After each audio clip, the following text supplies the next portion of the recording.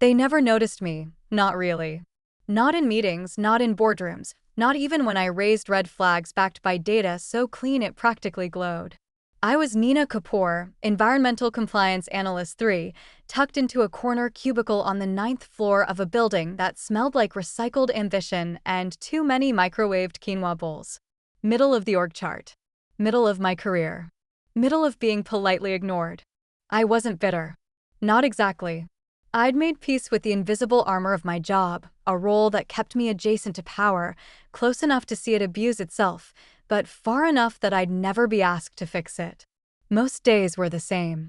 Compliance reports filed by Fortune 500s rolled into our system, marked with bright icons and strategic jargon: carbon neutral, water positive, zero landfill. I'd skim the documents, cross-check public disclosures, and tick boxes on my digital clipboard. That was the dance. They lied carefully, we looked selectively. But then something small shifted.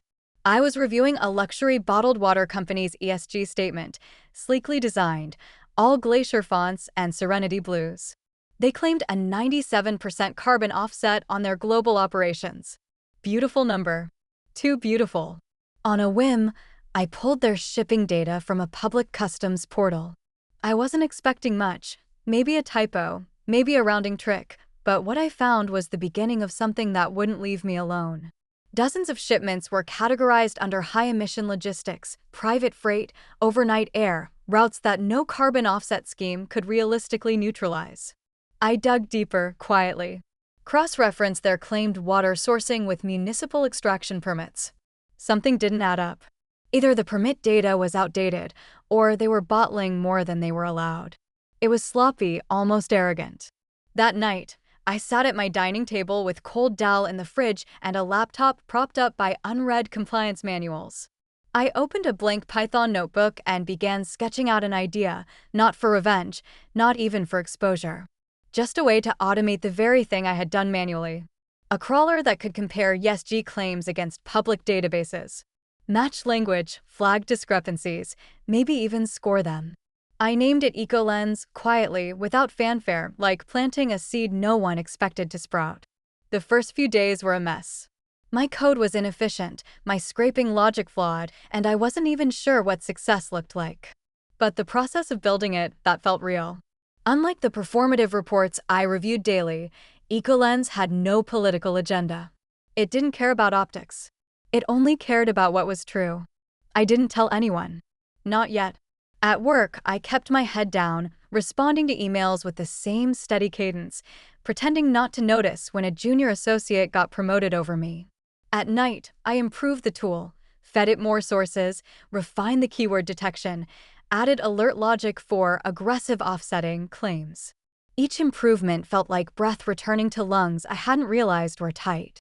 I didn't need recognition. I needed to know I wasn't crazy for believing the numbers didn't align.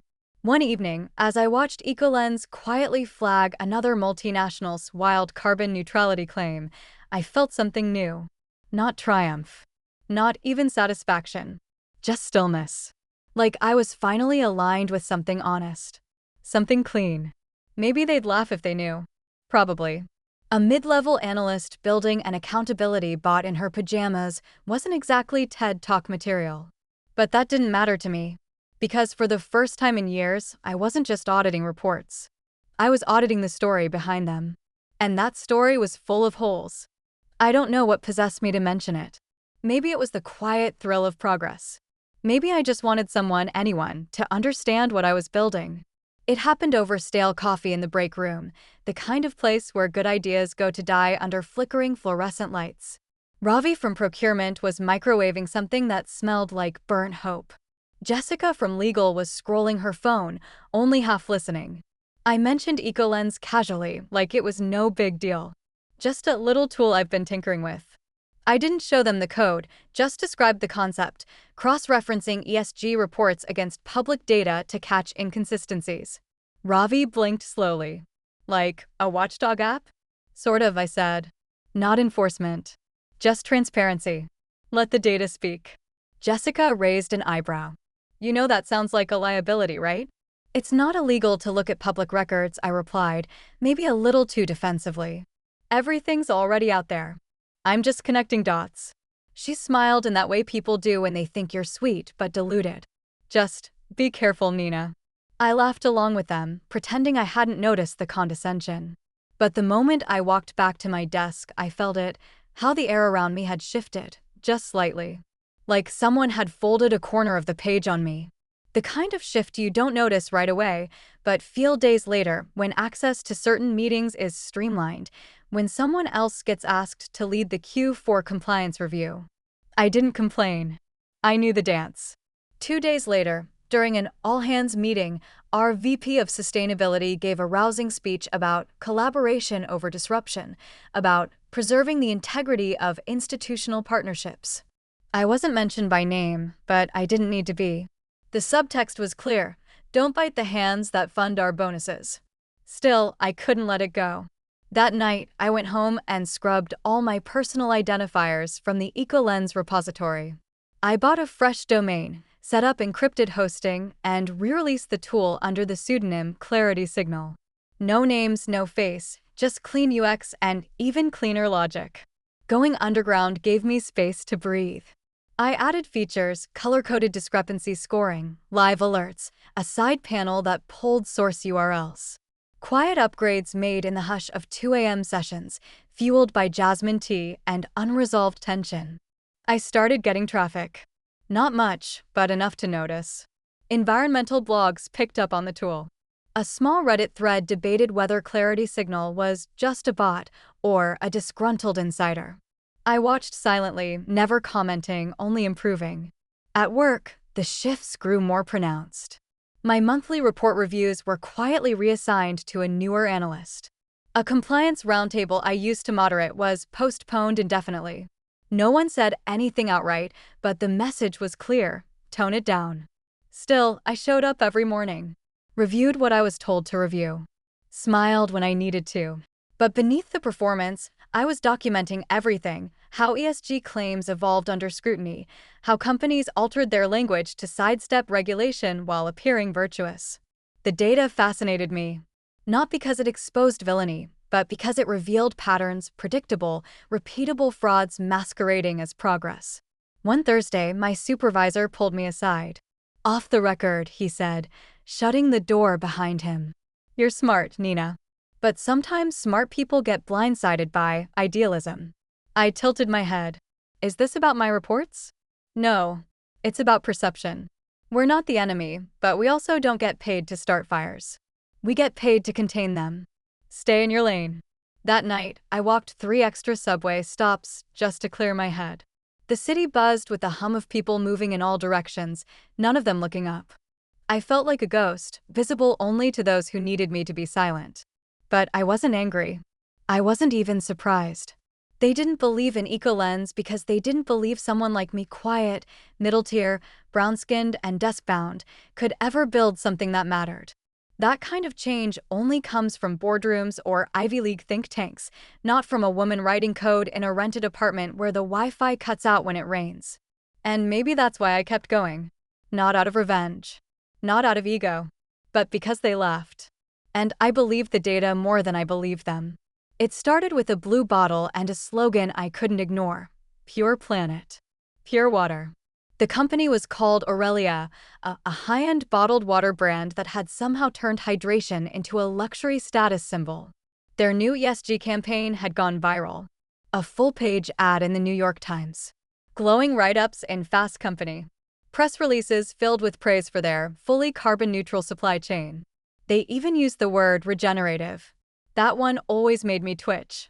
I ran their report through EcoLens on a whim, mostly to see how the scoring algorithm handled language like biophilic packaging and renewable-fueled fulfillment. I wasn't expecting anything revelatory. Most of these companies learned how to dress their lies in legally defensible prose. But Aurelia's numbers were loud. Their carbon offset claim, 97% across operations, clashed violently with freight records pulled from customs logs.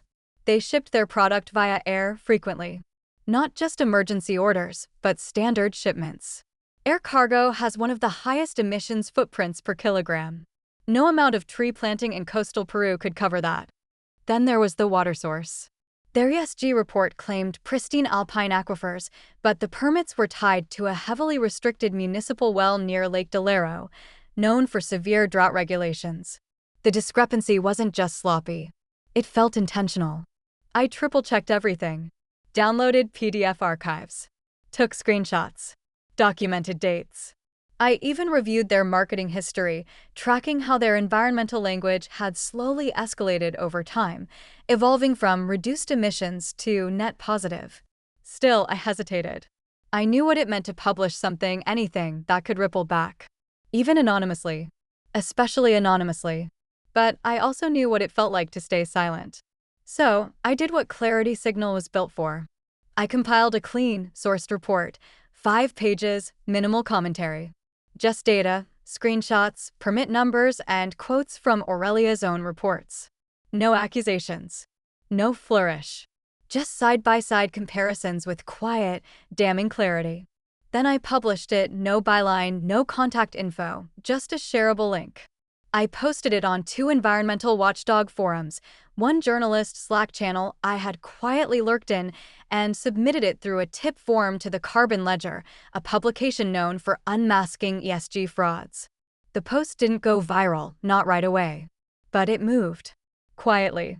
People began resharing. Journalists asked for source documents. One user translated it into French.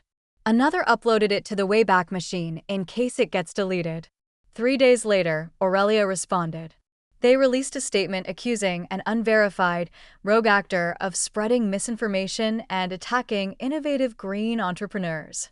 They called the report reckless, technically flawed, and potentially libelous. I knew they were posturing, trying to intimidate whoever was behind the pseudonym. But it still worked. My chest tightened. I kept checking my IP logs. I changed my passwords. I barely slept. Worse, they were winning the narrative. Morning shows parroted their rebuttal. Influencers posted paid videos of themselves drinking Aurelia with captions like, "Eco-hydration is the future." They used the word cyber smear campaign, which made me laugh bitterly into my cereal. No one knew I was behind it. Not yet. But I watched from the sidelines as the data I'd gathered was twisted into a debate about intentions rather than evidence. I wanted to scream. Not for credit, but for precision. For the facts to speak without a microphone distorting their tone. But silence was my armor. The moment I claimed ownership, I'd lose control of the tool. The story would shift from greenwashing to office politics. They'd dig up my work history, find a way to link it to bitterness or ambition or God knows what else. So I stayed hidden. I watched the backlash swirl. I watched Clarity Signal's traffic quadruple in 5 days. I watched as other users began uploading reports, smaller ones, about food brands, fashion labels, car companies. The story wasn't about me anymore. It was about the possibility that someone, somewhere, was watching. Not with rage. Not with judgment. Just with math. That scared them more than anything. The email came at 6:14 a.m., buried between spam newsletters and a bill reminder. Subject: Internal discussion, legal compliance. Mandatory attendance. No explanation, no attachments, just a time, 10:30 a.m., conference room D. I stared at the screen for a long moment. My breath moved shallow in my chest, like it knew something my brain hadn't caught up to yet. When I walked into the room, the blinds were drawn. A pitcher of untouched water sat on the table. My manager wasn't there, just someone from legal and someone from HR. That's when I knew this wasn't about performance. This was about exposure. The legal officer, Mark, I think his name was, wore a polite, bureaucratic smile that never touched his eyes. He gestured for me to sit, then opened a thin folder. "We're not accusing you of wrongdoing," he said, almost gently. "But questions have been raised about a digital entity known as Clarity Signal. And we have reason to believe the creator may be affiliated with our organization." My mouth went dry. "I haven't done anything illegal." He nodded. "That's not what we're here to decide. This is a question of optics, Ms. Kapoor. Conflict of interest. If you're developing tools that directly challenge clients or partners of this firm, even anonymously, it presents exposure risk." I kept my face still. "I've done all my work on personal time, personal equipment. Nothing connects to this office." "That may be. but perception matters. We suggest you consider shutting the tool down. Quietly. Before someone more external makes the connection. That word, suggest, was doing a lot of work. I walked out of the meeting like my legs were made of glass. I wasn't fired. I wasn't even officially reprimanded. But I had been marked. Warned. That night, I told Anika, my closest friend in the department. She listened, eyes wide, then shook her head slowly. You made your point, Nina. Maybe it's time to stop. You're not responsible for fixing the whole system. She meant well. They all did. A few quiet texts came in over the next 2 days, soft concern, polite distance. Maybe let it cool off. You don't want to be a martyr over bottled water. But this wasn't about bottled water anymore. This was about leverage. About how quickly truth becomes inconvenient when it's pointed in the wrong direction. So I did the only thing that made sense. I went deeper. But I did it clean. I reviewed every section of the terms of employment. No conflict clauses. No non-competes that extended to anonymous public tools. I downloaded templates for open-source licenses, rebuilt Clarity Signal's backend architecture to include transparency logs, and added a clear disclaimer about data sourcing. All information used by this tool is publicly accessible and free of proprietary ownership. Then I archived every change. Backed up every dataset. I created a separate repository of internal documentation in case anyone ever tried to accuse me of tampering with data or faking findings. I started version tagging every report upload with timestamps linked to public database snapshots. They wanted to intimidate me into silence. Instead, they taught me to protect myself better. Every step I took was slow, boring even. Just policy reviews, file structures, clean documentation. But it gave me a strange sense of calm, like laying bricks around a truth I refused to bury. At work, the chill set in. Meetings became curt. Emails went unreturned. I stopped being asked to lead reviews or briefings. But no one said anything outright. They didn't want to fight. They just wanted me to disappear. I didn't. I showed up every day with my badge and my silence, doing exactly what was asked and nothing more. But after hours, I built. Not to be noticed, but to make sure that the facts outlived the fear. I knew the moment it happened, before the article even published. My inbox lit up with messages from names I didn't recognize, all variations of the same subject line. Interview request, clarity signal. I sat motionless, staring at the screen. It was like watching a crack split through glass in real time. By noon, the article was everywhere. The woman behind Clarity Signal. How one analyst quietly disrupted greenwashing. The journalist, Nadia Serrano, had been following the tool for weeks. She'd pieced it together from metadata breadcrumbs, a few now deleted Git commits, and a tip from someone inside a policy forum. She never emailed me directly. She didn't need to. The story was already written by the time I found it. There it was, my name, my background, a pixelated photo from an old conference panel. She got the technical details mostly right. She called me unassuming, methodical, fiercely precise. She described EcoLens as a quiet accountability engine, the kind of tool that doesn't make noise, but makes impact. By the time I finished reading, my hands were shaking. I wasn't angry at her. In a way, I was relieved. The secrecy had been a weight I didn't realize I'd been carrying. But exposure wasn't freedom. It was a new kind of risk. The next morning, a camera crew showed up outside my apartment. I didn't answer.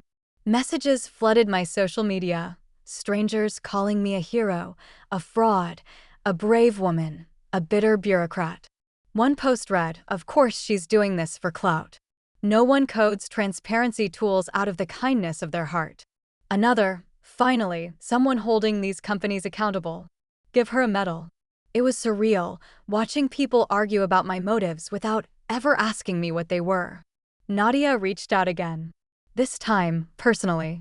"I'm sorry it leaked early," she wrote. "But the story's bigger than both of us now. If you're open to it, I think people should hear from you directly." I stared at her message for a full hour before replying. 1 week later, I met her in a quiet cafe downtown. No cameras. No microphones. Just 2 mugs of tea and a recorder on the table, face down. She asked thoughtful questions. Not just about the code or the reports, but about why I started. what I hoped it would change, whether I believed any of it would matter in 5 years. I told her the truth. I didn't build EcoLens to become a voice. I built it because the silence was unbearable. The interview aired as part of a podcast episode.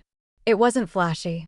Just my voice, steady, unsure, unpolished, explaining what it felt like to be a witness in a world that preferred mirrors. The response was mixed. Some people listened. Others turned me into a symbol I didn't ask to be.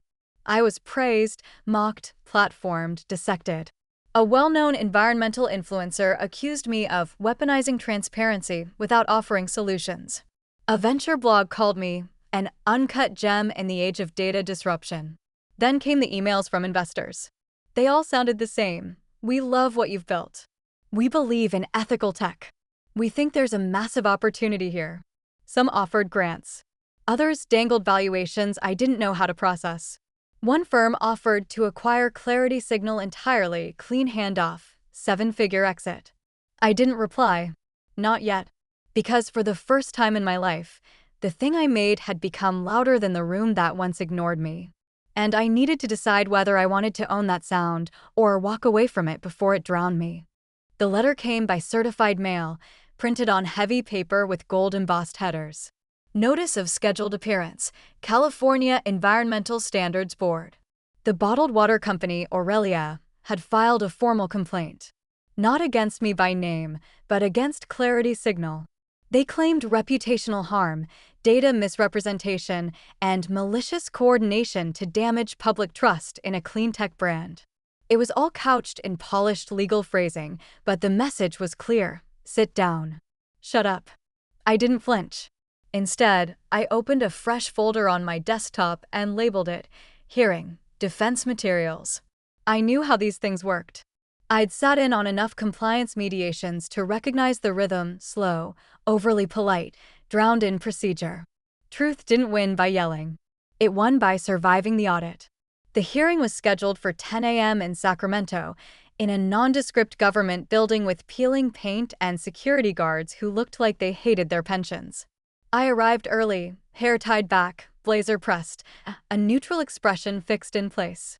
Aurelia brought a whole entourage, corporate counsel, PR reps, a consultant flown in from New York. Their lead attorney wore a pinstripe suit and a smile that didn't blink. His name was Jerome Langley. I'd looked him up, Harvard Law, partner at a firm that defended oil majors during the plastics crisis. He oozed polish. I sat alone.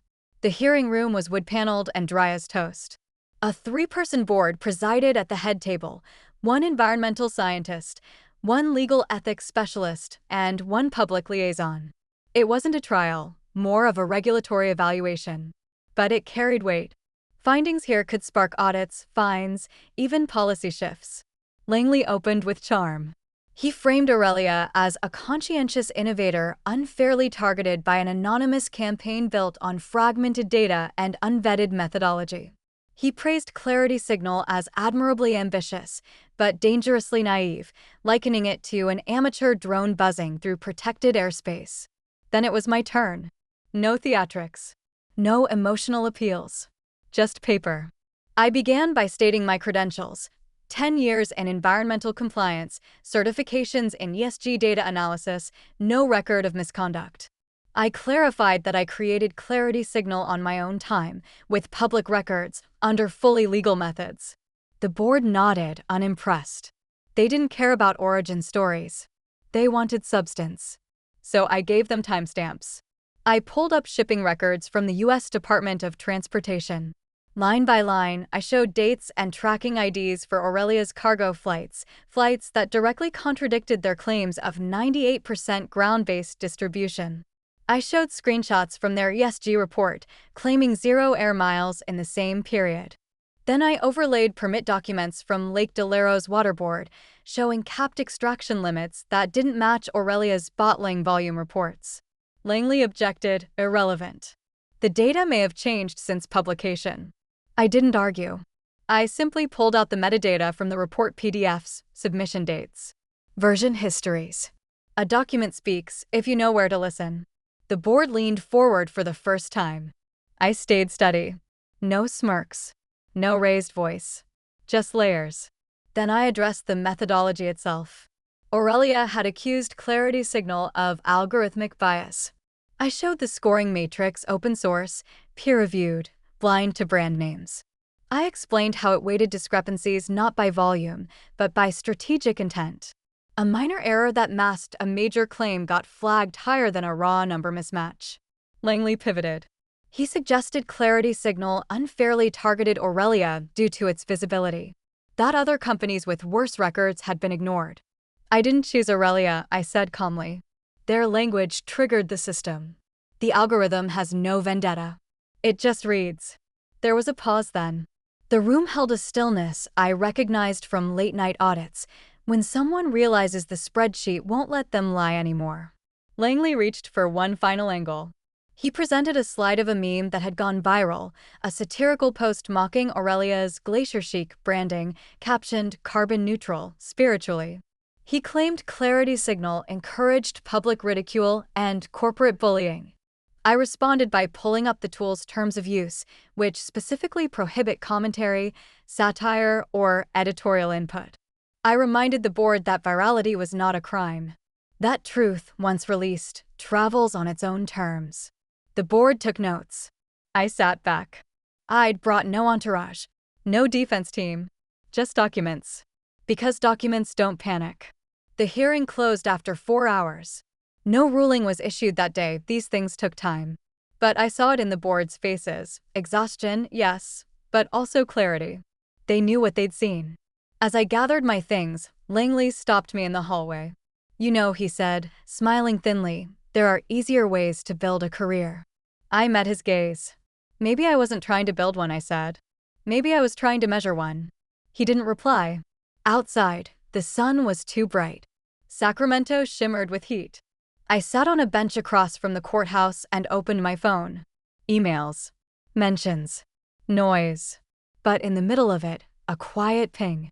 Board requests additional documentation to support your claim. Please submit within 48 hours. They weren't dismissing me. They were listening. And that was enough for now. The decision came 2 weeks later, delivered by email in a 5-sentence PDF. The board ruled in my favor. It wasn't poetic. There were no sweeping declarations of justice, no applause, no headlines. Just a flat, procedural document confirming that Aurelia's ESG report contained material inconsistencies and that Clarity Signal's findings were substantially validated through publicly verifiable records. Aurelia was fined $1.2 million, not enough to cripple them, but enough to sting. Enough to matter. Their ESG score was suspended pending audit. Their investors, for the first time, asked questions out loud. And just like that, the quiet thing I'd built in the margins of my life had moved the center of someone else's. Still, I didn't celebrate. Not outwardly. I didn't book a trip or buy a bottle of champagne. I walked home that night past the same flickering corner store, ordered the same takeout, and ate on my floor with my laptop balanced on an upside-down laundry basket. But inside, somewhere deep, I felt a release. A shift. They saw it now. Not the drama. Not the noise. The work. The board's ruling opened a strange kind of floodgate. Suddenly, regulators began reviewing other brands flagged by Clarity Signal. What was once a niche side project became something else, an unofficial watchdog whose reports were now landing in inboxes with subject lines like, "For regulatory review only." And then, the email that changed everything. Ms. Kapoor, I represent a private fund focused on civic tech infrastructure. We believe Clarity Signal represents a transformative transparency tool. We'd like to talk. At first, I didn't respond. I assumed it was performative, another firm trying to rebrand themselves as socially responsible by throwing money at an idea they didn't understand. But the second email was different. They didn't want to buy me out. They didn't want majority control. They offered seed funding with an unusual caveat. I'd retain full product autonomy, and the platform would remain free to the public. Their return would come later, from enterprise integrations and government licensing, if I wanted it. No pressure. No push. I reread that line 5 times. You will remain the sole architect of its mission. I said yes. Quietly. Without fanfare. We signed papers over coffee and digital signatures. The name Clarity Signal stayed. So did the domain. Only now it lived on secure, funded servers, with a small team of 2 part-time engineers helping me scale it from tool to platform. We didn't add features for the sake of noise. We didn't build a mobile app or slap on gamification. We just made the reports easier to read. Clearer graphs. Cleaner sourcing. Accessible summaries for journalists, regulators, and even the average voter. Within 6 months, Clarity Signal was cited in 3 state-level policy briefs and featured in a UN Sustainability Roundtable. Quietly, without a face. That was the deal. I remained in the background, by choice. I didn't want panels or keynotes. I wanted integrity. What surprised me most wasn't the speed. It was the reach. Activists in Brazil used the tool to audit illegal mining claims. A teacher in Delhi used it for a classroom debate on ethical consumerism. A small-town mayor in Oregon emailed to say it helped him challenge a waste management contract. It was spreading, not virally, not noisily, but organically. Like lichen, not wildfire. I still had my old job, technically. But I'd gone part-time. They didn't ask questions. They didn't need to. The silence between us was mutual now, and I was fine with that. One evening, I was walking past the courthouse steps in Sacramento, the same bench where I'd once sat shaking after the hearing, and I noticed someone reading a printed Clarity Signal report on a bench. He wasn't a journalist. Just a man in a windbreaker, highlighter in hand, circling numbers like they meant something. He didn't know me, didn't look up, and I didn't introduce myself, because the work didn't need me in the room anymore. It stood on its own now. They started calling again. The same people who once shrugged at my reports or changed the subject when I mentioned inconsistencies. The same coworkers who warned me to be careful with that little side project. They began emailing with phrases like, "just wanted to reconnect," and "really proud of you."